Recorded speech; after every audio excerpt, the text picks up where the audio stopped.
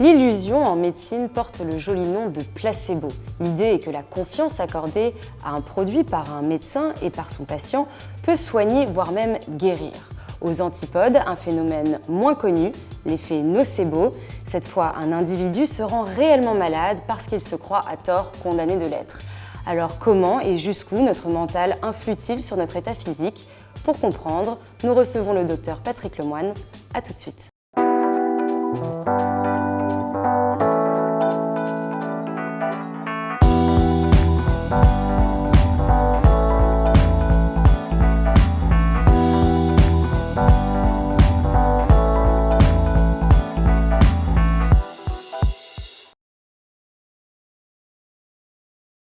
Docteur Patrick Lemoine, bonjour. Bonjour Julia. Vous êtes psychiatre, spécialiste des troubles du sommeil et de la dépression. Vous êtes également écrivain, l'auteur de nombreux ouvrages. Alors pardonnez-moi, mais aujourd'hui je vais en citer que deux. Le mystère du placebo et le mystère du nocebo, tous les deux publiés aux éditions Odile Jacob. Alors docteur, je dois vous dire, la plupart du temps, pour la plupart d'entre nous, lorsque l'on parle de l'effet placebo, ça fait référence à peut-être un effet magique, à un médicament finalement un faux médicament qui peut soigner un patient parce que celui-ci est persuadé qu'il s'agit d'un vrai médicament. Est-ce que c'est une vision juste du phénomène? Comme beaucoup de visions, elle est à la fois juste et fausse. Alors, elle est juste parce que l'objet placebo, c'est la poudre de perlimpinpin. Et finalement, si je vous prescris une poudre de perlimpinpin en disant c'est vachement bon, ça va vous faire beaucoup de bien, je deviens un charlatan. Donc on est dans la magie, on est dans l'escroquerie aussi. Et du coup, c'est vrai que le placebo n'a pas forcément très bonne réputation. En revanche, si je vous parle d'effet placebo, ce qui est très différent, qui n'a presque rien à voir, eh bien, je vous prescris un médicament, un antibiotique, avec toute ma conviction, mon optimisme, et du coup, cet antibiotique, il fera encore mieux qu'il n'aurait dû. L'effet placebo, c'est ce qui vient en plus de la stricte pharmacologie scientifique. D'accord, donc il s'agit d'un vrai médicament, d'un médicament qui a des principes actifs. Et quand vous le prescrivez avec de l'enthousiasme, vous arrivez à améliorer les bienfaits de ce médicament. Uniquement si mon enthousiasme est capable de susciter celui de mon patient. Parce que si j'arrive à un effet inverse, je vais risquer d'avoir le contraire, ce qu'on appelle l'effet nocebo. Placebo, c'est je plairai, nocebo, je nuirai. D'accord. C'est exactement les deux faces de la même médaille. Dans l'effet placebo, ce qui est intéressant et important, c'est la relation thérapeutique. La relation thérapeutique est sûrement une chose importante, mais il y a énormément de paramètres qui entrent en ligne de compte, puisqu'on montre l'effet placebo aussi bien chez l'animal que chez le nourrisson, que chez l'homme sain. Bref, on peut le montrer à peu près partout et dans toutes les maladies aussi. Ce qui est quand même extraordinaire. On parle d'effet placebo dans le cancer, dans la tuberculose, dans plein de maladies physiques. Ce n'est pas un truc de psy, l'effet placebo. Donc c'est physique, on peut l'observer en fait. Oui, je suis allé même jusqu'à parler de la neurobiologie, pardon pour le barbarisme, la neurobiologie de l'âme. Comment ça se fait qu'une pensée va modifier l'acidité de mon estomac, va changer ma cicatrisation? Comment ça se fait que juste une parole, pendant plus d'1 an, va abaisser ma tension artérielle? Comment est-ce que l'on peut prouver cela? Est-ce qu'il y a des études expérimentales que l'on peut mener pour montrer finalement que le mental peut influer sur l'état physique? Alors pour prouver les choses, on part toujours sur l'animal de laboratoire. Il y a des études très jolies qui ont été faites sur cet effet placebo chez le rat de laboratoire. On considère que le rat de laboratoire n'a pas de problème névrotique oedipien, qu'il est assez calibré. Donc vous prenez un malheureux animal, vous lui faites une anesthésie générale et vous l'incisez sur la peau du crâne avec un bistouri sale. C'est important qu'il soit sale. Et avant de le réveiller, vous lui mettez un gros pansement. Comme ça, il sait qu'il a été opéré. Et 1 semaine après, vous mesurez dans son sang, et puis les globules blancs se sont multipliés pour lutter contre l'infection qui a été apportée par ce bistouri sale. Vous lui faites 3 fois. 3 fois, anesthésie générale, incision sale, gros pansement, réveil. 1 semaine après, multiplication des lymphocytes. La 4e fois, vous l'anesthésiez, vous lui faites rien. Puis vous lui mettez son gros pansement. Et vous le réveillez, et 1 semaine après, vous avez à nouveau votre multiplication des lymphocytes. C'est-à-dire que vous avez feinté, conditionné le système immunitaire, c'est-à-dire les globules blancs, en leur faisant croire que vous aviez opéré et introduit des microbes. Donc c'est une façon de comprendre que juste une information, je t'ai opéré puisque tu as un pansement, va faire... Vous l'avez conditionné en fait. J'ai conditionné ces globules blancs. Et donc ça permet de comprendre, par exemple, moi je parle souvent de mon grand-père, qui était un homme extraordinaire, qui avait le rhume des foins. Puis à l'époque, il y avait des saisons, ma brave dame. Et donc, tous les ans, de ses 92 ans, il a eu le rhume des foins pendant 2 mois, sauf une année. C'est une année où il avait fait un temps magnifique, un soleil, et en plus, il était tout le temps sur les routes et il dormait dans les granges. Et il s'est aperçu en juillet qu'il n'avait pas éternué une seule fois. C'était le printemps 40, c'était la débâcle, l'exode. Donc il avait les Allemands derrière lui, il avait ma grand-mère, ma mère, ma tante avec lui, donc il était terrifié. Il était terrifié, il pensait qu'il allait être égorgé, il pensait que sa maison avait brûlé. Et comme il était terrifié, c'est le stress. Et quand vous avez du stress, qu'est-ce que vous faites? Vous fabriquez du cortisol, la cortisone donc, de la noradrénaline, et tout ça c'est des anti-allergiques. En fait, ça trouille la guérit de son rhume des foins. D'accord. Ce qui explique aussi que si vous vous présentez à un examen, si vous êtes étudiante, ou si vous avez une interview très impressionnante à faire, eh bien vous n'aurez jamais de crise de rhume des foins parce que votre peur va être anti-allergique. Finalement, ça veut dire que notre mental arrive à créer physiquement des substances, finalement, Absolument.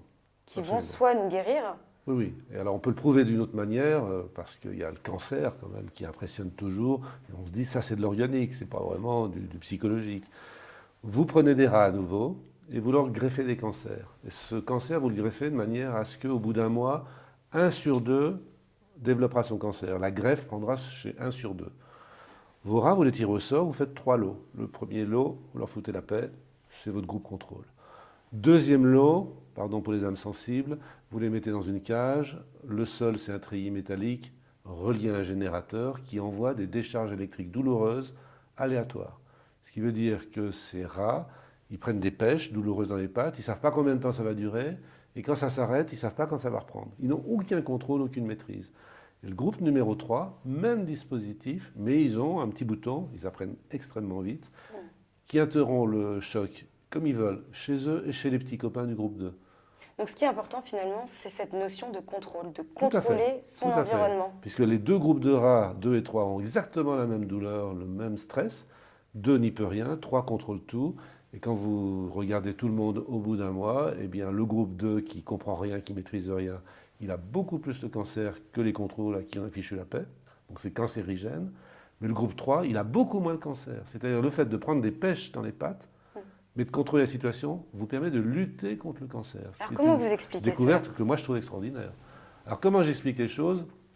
Il faut faire appel à une donnée assez récente que moi je trouve merveilleuse, c'est celle qu'on appelle les endomédicaments, c'est-à-dire les médicaments que nous fabriquons à notre propre usage. Parce que notre cerveau, c'est extraordinaire comme laboratoire pharmaceutique. Pourquoi? Parce Par exemple, que nous vous auriez pouvons un exemple? fabriquer tous les médicaments de la création. On peut faire des antihypertenseurs, des antidépresseurs, des hypnotiques, on peut faire des anticancéreux, des cicatrisants, des antithermiques, des antalgiques, on fait tout. Par exemple, les antalgiques, c'est ce qu'on appelle les endomorphines. On fabrique de la morphine Des qui calme la médicaments douleur. naturels. Exactement, c'est des médicaments endogènes, c'est-à-dire naturels. Et on sait aussi d'ailleurs qu'on peut fabriquer tous les poisons de la création. On peut faire de la nicotine, de l'alcool, du LSD, du hashish, on peut faire du crack, on peut faire des amphètes, de la cocaïne, on peut tout faire. Vous dites d'ailleurs dans un de vos livres que les sportifs Oui. sont les plus gros drogués finalement, ce sont des morphinomanes. Est-ce que vous pouvez nous expliquer? Par exemple, 1 heure de jogging, c'est une bonne dose d'héro et c'est au moins 2 pétards.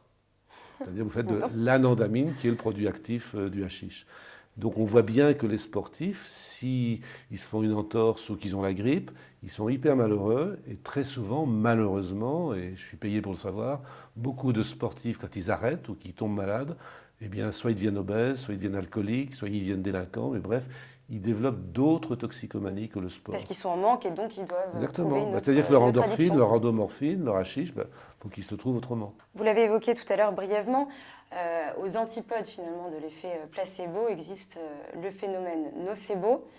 Alors, est-ce que vous pouvez nous expliquer un peu en quoi notre mental peut influencer de façon négative notre état physique? Alors, les choses sont assez faciles à comprendre. On va rester sur l'exemple de ces fameux rats ou de mon grand-père qui, sous l'effet de la trouille et du stress, ont un cortisol qui monte. Le cortisol va être un médicament, comme la cortisone, qu'on prescrit dans des tas de choses, qui va les guérir de leurs problèmes immunitaires. Mais vous prenez le même rat, et puis vous savez, le rat, ça aime frétiller, ça aime tout le temps en mouvement un rat. Vous le plâtrez complètement, donc il ne peut plus bouger quoi que ce soit. Au bout de 3 heures, il meurt d'un ulcère hémorragique. Ça veut dire que son taux de cortisone ou de cortisol va être tellement élevé que ça va attaquer la muqueuse de son estomac, qui va faire un trou dont il va mourir. Donc le simple fait d'empêcher un rat de bouger alors qu'il est programmé pour bouger, va faire qu'il va fabriquer cet effet nocebo, c'est-à-dire que ce qui l'aide à vivre, le cortisol, va devenir un poison. Et on voit ainsi en médecine, mais aussi dans la société, des effets placebo qui se développent juste parce que le sujet, revenons à l'homme, n'a plus le contrôle de la situation. Vous donnez un exemple avec la maladie d'Alzheimer. Vous dites que si un patient est immobilisé, il va mourir plus vite de la maladie d'Alzheimer. Donc c'est valable pour l'homme également. Tout à fait, parce que quand vous avez une maladie d'Alzheimer, vous ne comprenez pas la contention.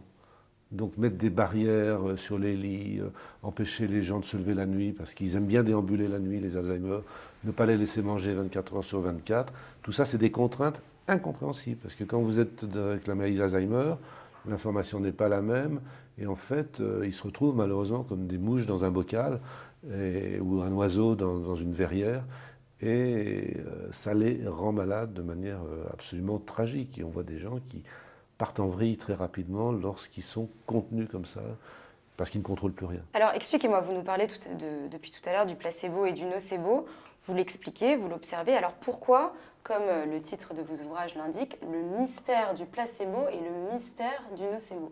Alors c'est vrai que depuis que j'ai écrit le mystère du placebo, ça fait quand même 15 ans, il y a moins de mystère. Il y a des choses qui ont été élucidées. Par exemple, cette question des endomédicaments, des médicaments naturels que nous fabriquons dans certaines circonstances, maintenant est connue. À l'époque, on le savait à peine. On sait que quand on a une maladie de Parkinson, si on prend un placebo, on va faire la dopamine qui manque. Si on est déprimé, on va fabriquer de la sérotonine. Ça, c'est bien connu. Si on se fait mal, aïe, là, je viens de fabriquer des endomorphines, ce qu'on appelle des encéphalines. Ça, c'est connu. Et je pense que dans toutes les maladies, quand on prescrit de manière talentueuse, c'est l'art médical, un placebo, ou qu'on déclenche un effet placebo, on fabrique le médicament qui s'oppose à la maladie.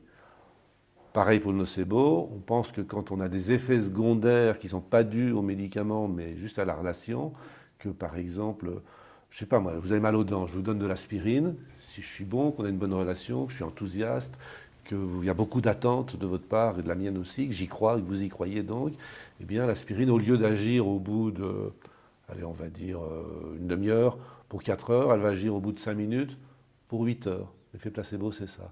Mais si au contraire, bon, je vous dis, je vous donne l'aspirine, mais bon, je ne suis pas bien sûr, peut-être que non seulement elle ne marchera pas, mais en plus, vous allez avoir mal à l'estomac. L'effet nocebo, c'est ça. Qu'est-ce qui reste de mystérieux? Selon moi, c'est qu'on ne sait pas où est la garde triage. Comment se fait-il que si je vous dis, je vous donne un truc, la poudre de perlimpinpin, mais je ne vous le dis pas, qui va soigner votre mal de dents, comment ça se fait que votre cerveau il va fabriquer des endomorphines? Pourquoi il ne va pas faire un anticancéreux? Pourquoi il ne va pas faire un je sais pas moi, un cicatrisant? Et ça, on ne sait pas encore.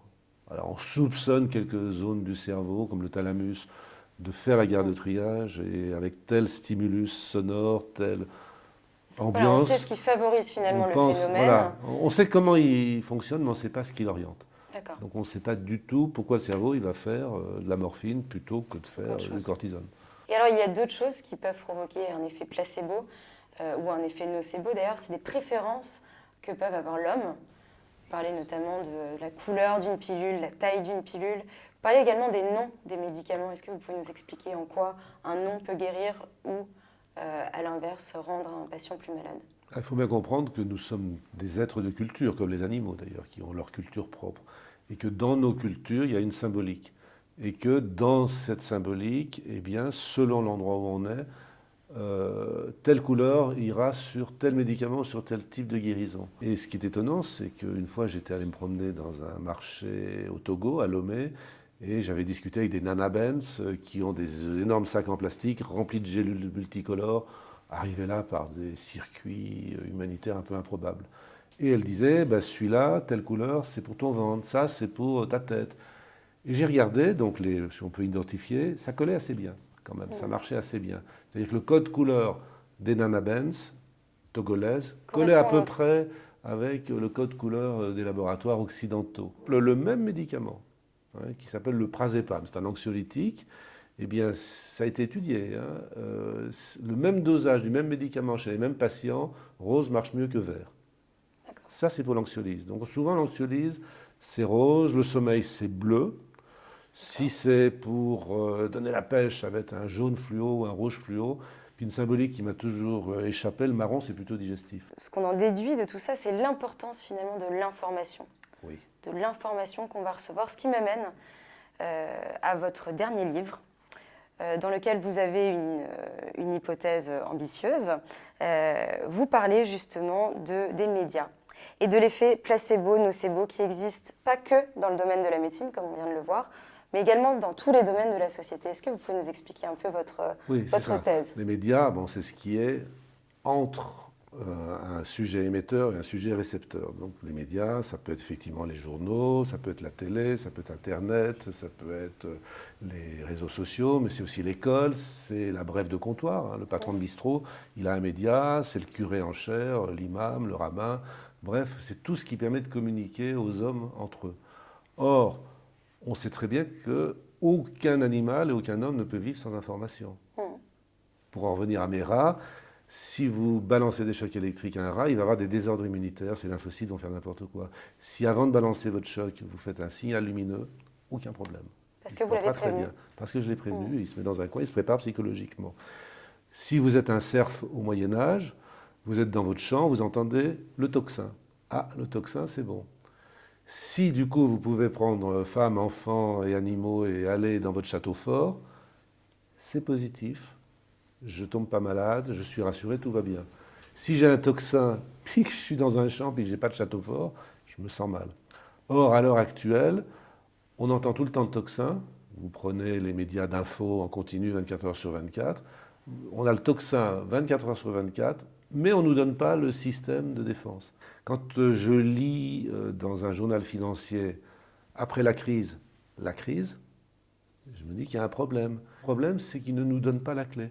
Il ne nous dit pas, par exemple, que la plupart des grandes crises ont été suivies de périodes de croissance, qu'après la crise de 29, 30-40, il y a eu une période fantastique. Après la guerre, il y a eu les Glorieuses, ça allait pas mal aussi, que très souvent, je ne veux pas être trop nietzschéen, mais tout ce qui ne me tue pas me grandit. D'accord. Donc en fait, vous déplorez finalement une Je absence... déplore que les médias ne nous donnent pas les clés pour s'en sortir. Est-ce que vous savez, par exemple, ce qui permet de faire le pronostic d'une femme à qui on annonce un cancer du sein ? C'est une chose extraordinaire parce qu'on va sur des grandes échelles. Une femme à qui on annonce sans précaution, vous avez un cancer du sein, à gravité égale, si elle s'effondre en disant je suis foutu, son pronostic est beaucoup plus sombre que celle qui se dit je vais me battre, je vais m'en sortir, j'ai plein de trucs encore à faire. Docteur, on va faire équipe. Si moi, médecin, j'ai donné une information correcte en disant voilà votre maladie, on va se battre ensemble, on a des traitements, ça va être dur, mais on a des fortes chances de s'en sortir. Non seulement c'est moral ce que je fais, mais en plus, je multiplie les chances de guérison. Eh bien, si le docteur journaliste avec la société dit « Ok, il y a un tsunami, ok, il y a une crise, mais quand même, il y a des systèmes, peut-être si on fait des économies, peut-être que s'il y a un peu moins de gabegie chez nos politiques, on va s'en sortir », eh bien, à mon avis, la population irait mieux. Mon espoir, quand même, ce sont les profs, les instits, ceux qui forment nos gamins. À partir du moment où les enfants, futurs adultes, apprennent à trier le bon grain de livret, c'est-à-dire à reconnaître une info correcte, validée, comme vous faites, ou une info pourrie, sans aucune reconnaissance, et qui sera de toute façon contredite, si les gamins savent quels sont les bons sites, quels sont les mauvais sites, il n'y a plus de problème. Ils contrôlent, ils maîtrisent, ils ne tombent plus malades. Et pour revenir aux médias, est-ce que finalement on a essayé de faire des JT positifs avec des nouvelles positives et puis finalement on se rend compte que ça ne marche pas? Mais c'est très mauvais. Ça n'a aucun intérêt. Comment on a besoin du tocsin. Je veux dire, si je dis tout va bien, braves gens, alors que les uns sont en train d'arriver, Cathy en tête est là, ça sert à quoi? Donc on doit dire la vérité. On n'a pas à cacher ce qui arrive. La crise doit être dite, le tsunami doit être dit, tout doit être dit. Simplement, on doit expliquer. J'ai bien aimé, par exemple, la campagne H1N1. C'était, il y a un risque de mutation, mais vaccinez-vous, mouchez-vous avec un Kleenex, jetez le mouchoir. C'était clair, c'était lumineux. C'est-à-dire qu'on savait qu'il y avait un risque, mais on nous donnait les moyens de contrôler le truc. On nous dirait, il y a la crise, mais avec telle et telle méthode, on va s'en sortir. Ça marcherait. Ça marcherait mieux. Donc, vous préconisez de l'optimisme. Et du contrôle. Et du contrôle. Docteur Patrick Lemoine, je vous remercie beaucoup pour cet éclairage. C'est la fin de cette émission. Merci de nous avoir suivis et à bientôt.